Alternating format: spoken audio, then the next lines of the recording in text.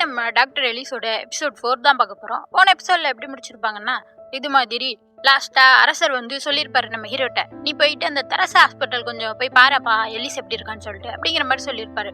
அதோட போன எபிசோடில் ஒரு சீன் சொல்ல மறந்துட்டேன். அதில் என்ன ஆகுன்னா, கிரஹாம் வந்து நம்ம ஹீரோயினியை கூப்பிட்டு போய் பேசுவானா, அப்போ என்ன சொல்லியிருப்பான்னா, இது மாதிரி நான் உன்னை தப்பாக எடை போட்டுட்டேன், இப்போதான் எனக்கு உண்மை புரிஞ்சுது, நான் வந்து உன்னை ஸ்டூடெண்ட்டாக ஏற்றுக்கிறேன், நீ இன்னுமே ஒரு டாக்டர் ஆக போகிற அப்படிங்கிற மாதிரிலாம் சொல்லியிருப்பாரு. இதில் ஃபர்ஸ்ட் சீன்லேயே பார்த்தீங்கன்னா, ஹீரோயினி வந்து கிரஹாம் வந்து அந்த ஹாஸ்பிட்டலில் இருக்க மீதி டாக்டர்ஸ் நர்ஸ் எல்லாரும் முன்னாடியுமே அறிமுகப்படுத்தி வைக்கிறாங்க. இவங்களும் நம்ம கூட தான் வேலை பார்க்க போகிறாங்கன்னு சொல்லிட்டு அங்கே ஹேண்ட்ஸ்னு ஒரு பையன் இருப்பான். ஹேண்ட்ஸ், இவங்களுக்கு இந்த மாதிரி இந்த ஹாஸ்பிட்டலில் சுற்றி கட்டுப்பா, எனக்கு ஒரு மீட்டிங் இருக்குது, நான் போயிட்டு வரேன் அப்படின்னு சொல்லிட்டு போகிறாரு. இந்த ஹேண்ட்ஸும் அப்படியே அந்த பொண்ணை கூட்டிட்டு சுற்றி கட்டிட்டு இருக்காங்க. அங்கே இருக்க எல்லாருக்குமே ஒரே சந்தேகம், பார்க்க நோபல் மாதிரி ரொம்ப அழகாக இருக்கா, ரத்தத்தை பார்த்தாலே மயங்கி விழுந்துருவா போலையே அப்படிங்கிற மாதிரிலாம் யோசிச்சுட்டு இருக்காங்க.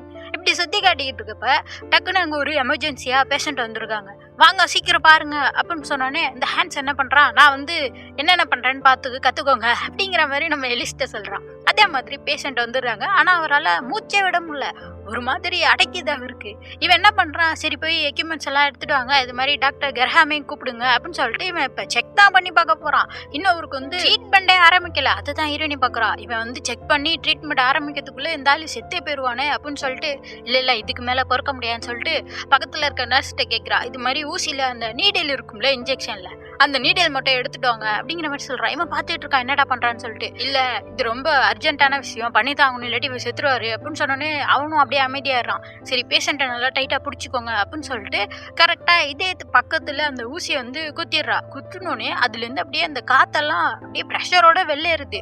இப்படி இந்த காற்று அழுத்தம் இருந்ததுனால தான் அவரால் மூச்சு விட முடியல, கொஞ்சம் லேட்டாக இருந்தாலும் செத்து போயிருப்பாரு. இவ அப்படி பண்ணி அவர் உயிரையே காப்பாற்றிடுறா. அதுக்கப்புறம் தான் கிரஹாம் வருவார். அவர் வந்துட்டு இது யார் பண்ணான்னு கேட்டால் எலிஸ் தான் சொன்னேன்னே.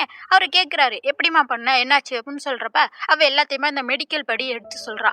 அப்போ பார்த்தோன்னே அவருக்கு ஒரே சந்தோஷம், நல்ல வேலை பண்ணியிருக்கம்மா, ஒரு உயிரை நீ காப்பாற்றிட்ட அப்படின்னு சொல்லிட்டு அவருக்கு இன்னுமே சந்தேகம்லாம் இல்லை, எப்படா இந்த பொண்ணுக்கு இப்படி தெரியுது அப்படிலாம் இல்லை. அவர் அப்படியே விட்டுட்டாரு, இப்போ பிறப்பிலேயே ஜீனியஸு, அதனால தான் இவ்வளோ சிறப்பாக செயல்படுறான்ற மாதிரியே அவர் விட்டுட்டாரு. அப்புறம் என்ன, சுற்றி ஹாஸ்பிட்டலில் எல்லாருமே பேச ஆரம்பிக்கிறாங்க, இந்த பொண்ணு சூப்பராக சேராது தருமா அப்படின்னு சொல்லிட்டு. அதே மாதிரி ஏதாச்சும் எமர்ஜென்சியாக கேஸ் வந்துட்டுனா உடனே எலிஸை தான் கூப்பிடுறாங்க. அப்படி இங்கே கட்டுறாங்க. இந்த ஹேண்ட்ஸ் வந்து பக்கத்தில் இருக்க அந்த பையன்ட்ட பேசிகிட்டு இருக்கான். என்னடா அந்த எலிஸை பற்றி ரொம்ப ஓவராக பெருமையாக பீத்துறாங்களே அப்படின்னு சொல்லிட்டு கொஞ்சம் கோபமாக இருக்கப்பட்டு பேசுகிறான். அந்த பையன் பார்க்குறான், என்னடா உனக்கு எலிஸை பிடிச்சிருக்கான்னு சொல்லிட்டு. ஆமாம், அவளை பார்த்தோன்னே எனக்கு பிடிச்சி போச்சு அப்படிங்கிற மாதிரி சொல்கிறப்ப, இப்போ தான் ஃபெஸ்டிவல் நடக்கும்ல, அவளை வேணா இன்வைட் பண்ண அப்படிங்கிற மாதிரி சொல்கிறான். அப்படியா, இன்வைட் பண்ணுவா, ஆனால் அவள் என்னை விட ரொம்ப அழகாக இருக்காளே, எப்படி நான் அவள் பக்கத்தில் நிற்கிறது அப்படிங்கிற மாதிரிலாம் யோசிச்சுட்டு இருக்கான். நம்ம எலிஸ் தான் கட்டுறாங்க, வந்து கிராம் கூட தான் பேசிக்கிட்டு இருக்கா. அவர் சொல்லிட்டு இருக்காரு, இது மாதிரி ஃபெஸ்டிவல் நடக்குதுமா, வருஷத்துக்கு ஒரு தடவை இந்த ஃபெஸ்டிவல் நடக்கும், யார் வேணா லீவ் எடுத்துக்கலாம், ஏன்னா எல்லாரும் அவ்வளோ கஷ்டப்பட்டு வேலை பார்க்குறாங்கல்ல, நீனே எடுத்துக்க லீவ் அப்படிங்கிற மாதிரிலாம் சொல்லிட்டு இருக்காரு. இப்படி பேசிட்டு இருப்பே நர்ஸ் ஓடி வராங்க, இது மாதிரி ஒரு எமர்ஜென்சியான கேஸ் வந்திருக்காங்க வாங்க அப்படின்னு சொல்லிட்டு கூப்பிட்டு போறாங்க. அங்க பார்த்தா ஒரு பேஷண்ட், அவருக்கு வந்து குண்டடி பட்டிருக்கு, அது இந்த கல்லீரல் மண்ணீரல்னு சொல்லுவாங்கல்ல அந்த பக்கம் பட்டிருக்கு. அதான் வந்து பார்த்துட்டு இருக்காரு டாக்டர், ஐயோ காப்பாற்றவே முடியாது, ரத்தம் நிற்கவே நிற்காதே அப்படிங்கிற மாதிரிலாம் சொல்லிட்டு இருக்காரு. உடனே அந்த கூட அந்த பையன் சொல்கிறான், இல்லைங்க ஏதாச்சும் பண்ணி காப்பாற்றுங்கன்னா, இல்லை முடியவே முடியாது, ஏன்னா அந்த மண்ணீரலில் பட்டிருக்கனால ரத்தத்தை நிப்பாட்டுறது ரொம்ப கஷ்டம், காப்பாற்ற முடியாது இவரை, ஏன்னா இந்த மாதிரி ஒரு ஆப்ரேஷனே இவங்க பண்ணதே கிடையாது இது வரைக்கும், அதை தான் சொல்கிறாரு. அவன் வந்து புரிஞ்சிக்க மாட்டான் அந்த பையன். இது மாதிரி எது வேணா தரேன்னு சொல்லிட்டு இந்த அரச முத்திரையை எடுத்து காட்டுறான், என்கிட்ட எவ்வளோ பணம் வேணா இருக்கும், நான் எவ்வளோ வேணா தரேன், வேற சரி பண்ணி கொடுங்க அப்படிங்கிற மாதிரி சொன்னால், இல்லைங்க உங்களுக்கு புரிய மாட்டேது அப்படிங்கிற மாதிரி சொல்கிறப்ப அங்கே எலிஸ் வந்துடுறா, கவலைப்படாதீங்க நாங்கள் வேற சரி பண்ணுறோம் அப்படின்ற மாதிரி. எலியஸை பார்த்தானே அதிர்ச்சியாக நிற்கிறான், எலிசா அப்படின்னு சொல்லிட்டு. யார் அந்த பையன் பார்த்தா நம்ம ஹீரோ தான், இப்படி உருவம் மாற்றிருக்கான். அப்போ தான் முன்னாடி என்ன நடந்துச்சுன்னு காட்டுறாங்க. அரசர் கூட சொல்லியிருப்பார்ல, இது மாதிரி இன்ஸ்பெக்ஷன் போப்பா அந்த பக்கம், அதே மாதிரி எலிஸையும் பார்த்துட்டு வந்துரு அப்படிங்கிற மாதிரி சொல்லியிருப்பாரு. அதனால ஹீரோவும் அவரோட அசிஸ்டண்டான ரெண்டலும் வந்திருக்காங்க இந்த பக்கம். அப்படி வரப்ப பேசிட்டே வந்துகிட்டு இருப்பாங்க. அப்போ இறங்க போகிறதுக்கு முன்னாடி ஹீரோ என்ன பண்ணுறான், அந்த மந்திரக்கல்லை எடுத்து இவன் உருவத்தை மாற்றிக்கிறான். எப்போது இப்படி மாதிரி வெளில போகிறப்ப அவன் உருவத்தை மாற்றிக்கிட்டு தான் வருவானா. இது வந்து இந்த அரச குடும்பத்துக்கே உள்ள ஒரு சூப்பர் பவர் மாதிரின்னு வச்சுக்கோங்க. அப்படியே ரெண்டு பேரும் இன்ஸ்பெக்ஷனை ஆரம்பிக்கிறாங்க. அப்படியே ஒரு சந்து பக்கம் வருவாங்க. அங்கே பார்த்தா ஒரு பைத்தியக்காரனா திருட்டு போயலான்னு தெரில, அவன் பட்டுக்கு கத்தி எடுத்து காட்ட இவர் வந்து அந்த கத்தியை தட்டி விட்டுருவாரு. அப்போ பார்த்தா அந்த பையன் கன்னு வச்சிருந்துருக்கான், அவ்வளோதான் சுட்டுருவான். சுட்டோன்னே பிரின்ஸுக்கு எதுவும் ஆயிடக்கூடாதுன்னு சொல்லிட்டு இவர் குறுக்கையில வந்துருவாரா, இவரை மேலே புல்லட் பட்டுரும். அதனால தான் இவர் ஹாஸ்பிட்டலுக்கு தூக்கிட்டு வந்திருக்கான். அதெல்லாம் யோசிச்சு பார்க்குறான். இப்போ எலிஸ் வேற சொல்லிட்டாளா இந்த ஆப்ரேஷனை பண்ணிடலாம் அப்படின்னு சொல்லிட்டு இவர் சொல்றாரு கிரகம், ஐயோ இது மாதிரிலாம் பண்ணவே முடியாது, நீ என்னம்மா சொல்ற இப்பெல்லாம், ஏன்னா வந்து இவங்க மெடிக்கல் வந்து கம்மி தானே, ஆனா இவ எதிர்காலத்துலேருந்து வந்திருக்கா, இது மாதிரிலாம் எத்தனை கேஸ் பத்திருப்பான், அது மாதிரி தான் சொல்றான், அந்த மெடிக்கல் பெல்லாம் எடுத்து சொல்றான், அந்த மண்ணீரிலே நம்ம எடுத்துடலாம், இதனால பிரச்சனை வராது அப்படிங்கிற மாதிரிலாம் சொல்றா. இவரு பாக்குறாரு, என்ன பண்றது, உயிரை காப்பாத்தி தானே ஆகணும், இப்படியே விட்டாலும் செத்து தான் போவாரு. அதே மாதிரி சரி ரெடி பண்ணலாம்னு சொல்லிட்டு அதோட ஆப்ரேஷன் பண்றதுக்கு இவங்க 2 பேர் தான் இருக்கிறாங்க, கூட அசிஸ்டன்ட் யாருமே இல்லையா அப்படிங்கிற மாதிரி சொல்றப்ப ஹீரோ சொல்றான், இது மாதிரி நான் உங்களுக்கு உதவி செய்யறேன், ஏன்னா வந்து போர்க்காலத்துல இது மாதிரி நிறைய உதவி நான் பண்ணியிருக்கேன் மெடிக்கல் சம்மந்தப்பட்டது, நான் உங்களுக்கு உதவி செய்யறேன் அப்படிங்கிற மாதிரி சொல்றான். சரின்னு சொல்லிட்டு 3 பேருமே ஒன்னா சேர்ந்து அந்த ஆப்ரேஷனை பண்ணி நல்லபடியா முடிக்கிறாங்க. ஹீரோவால நம்பவே முடியல, இப்பதான் இவ ஹாஸ்பிட்டலுக்கே வந்தா, டாக்டர் ஆகணும்னு 2 நாள் முன்னாடி தான் சொன்னா, அதுக்குள்ள இவ்வளவு சூப்பரா ஆப்ரேஷன் பண்ணா யார் தான் நம்புவா.